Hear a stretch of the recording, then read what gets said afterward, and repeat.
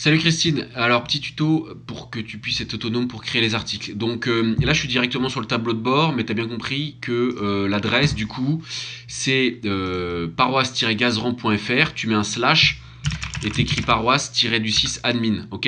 Et quand tu valides, alors moi il va directement me mettre sur le tableau de bord parce que je suis connecté, mais sinon tu arrives sur l'espace où il te demande de mettre ton mail et de mettre ton mot de passe, ok.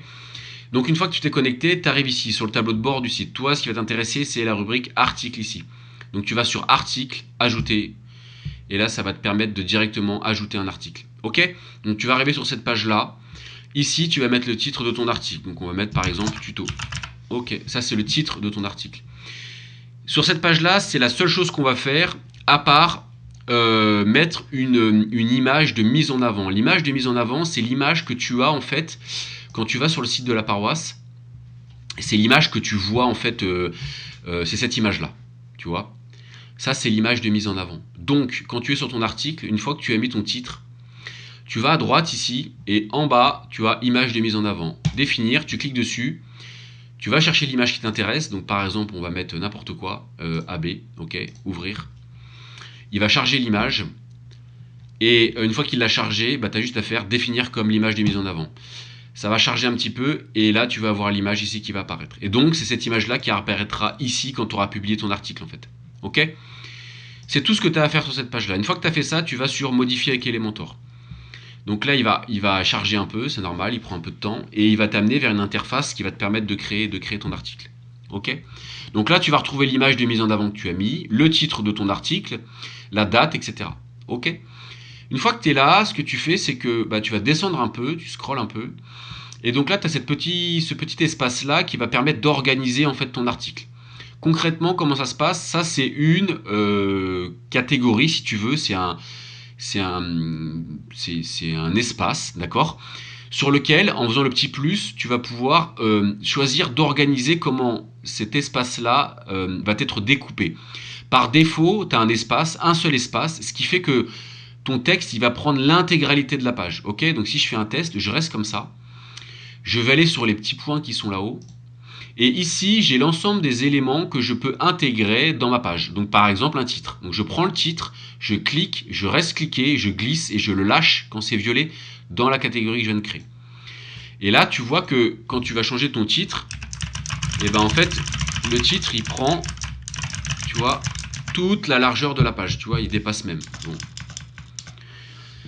Donc ça, c'est parce qu'en fait, cet espace-là, eh ben, on a décidé qu'il n'y ait qu'une seule colonne, si tu veux. Si je continue l'exemple et que je mets par exemple une image et que je la mets dessous, donc toujours cliquer, je clique, je lâche pas le clic. Quand je suis en dessous, je le lâche. Tu vois, l'image, elle va prendre, boum, toute la page, quoi. Ok. Donc si toi tu veux pas t'organiser comme ça pour par exemple présenter autrement, et ben quand tu fais ton petit plus, et ben tu choisis par exemple deux colonnes. Ok. Ce qui fait que cette catégorie là, et ben comme tu peux le voir, il y a un plus et un plus parce qu'il y a deux colonnes qui sont différenciées.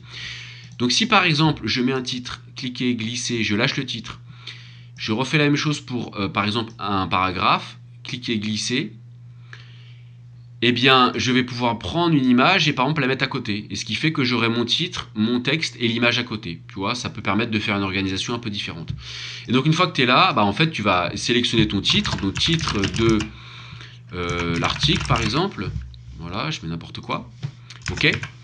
Et donc là, tu vois qu'à chaque fois, il te crée un petit rectangle violet autour parce que ça, on a fait, quand on était ici, on a sélectionné titre, on l'a glissé, on l'a déposé. Donc ça, si tu veux, c'est considéré comme une catégorie de type titre.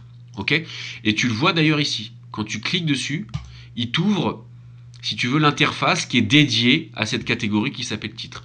Et c'est dans cette interface-là que tu vas pouvoir personnaliser un peu l'apparence de ton titre, notamment en allant dans style. Si tu vas dans style, bah, tu peux changer la couleur, par exemple. Ok. Tu peux changer la typo. Donc mettre, je sais pas moi, ça, n'importe quoi.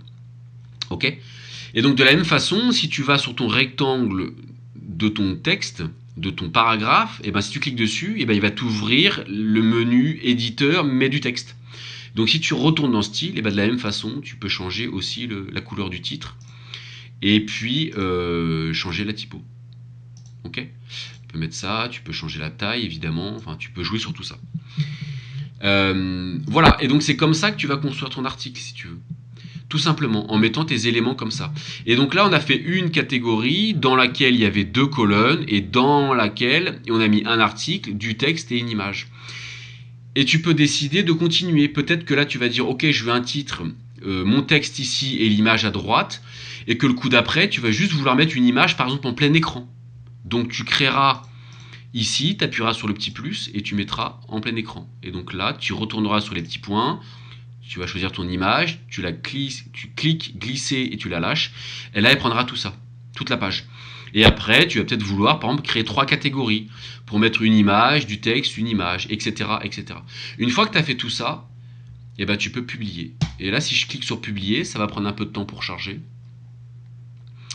Hourra, votre article est en ligne. Et ben là, tu peux retourner sur le site, actualiser la page.